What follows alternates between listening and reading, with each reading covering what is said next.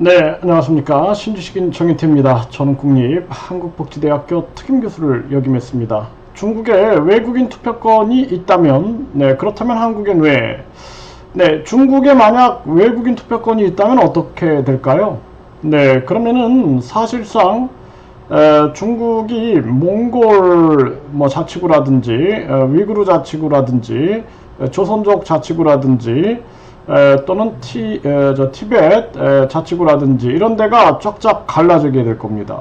우크라이나 사태도 보면은 우크라이나에서 친러 성향을 가지고 있는 지역들이 주민투표를 통해서 독립적인 국가를 선포하고 러시아가 지원하면서 결국에는 갈라지게 되죠.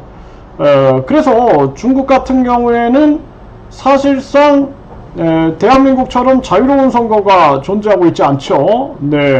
그래서 일당 독재를 하고 있는 겁니다. 공산당 독재. 그런데 한국에서는 이 안보가 굉장히 중요함에도 불구하고 외국인 투표권을 주고 있단 말이죠. 그래서 한국에 보면은 이번 지방선거에서 외국인 12만 명이 투표를 하는데요. 중국인이 80% 가까이 있다라는 거예요. 그래서 외국인 출신들이 정당한 방법으로 대한민국의 정체성을 받아들이고 국적을 취득한 경우도 되게 많아요.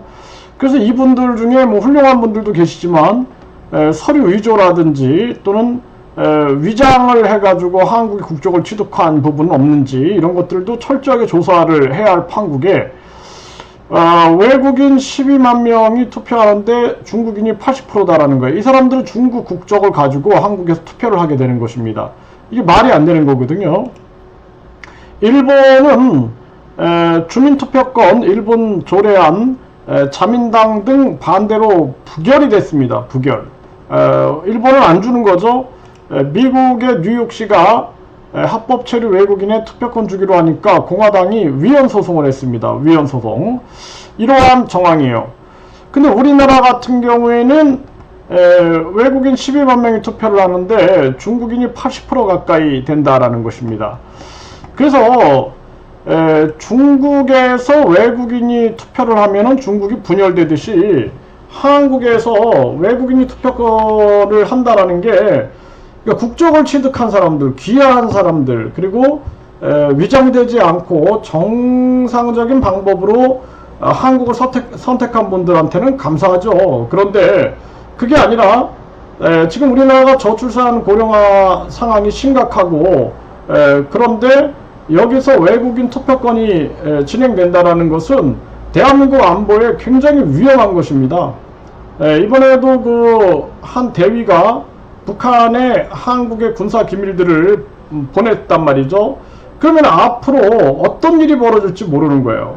그래서 외국인 출신들이 대거 또 국회로 들어갈 수도 있고 또 이들이 자기들에게 유리한 중국에게 유리한 그러한 정책들을 위반한다든지 이런 식이 되면은 대한민국의 안보는 크게 위협을 받게 되는 거고요. 이게 또 지금 우리나라가 내각제를 흐르고 있단 말이죠.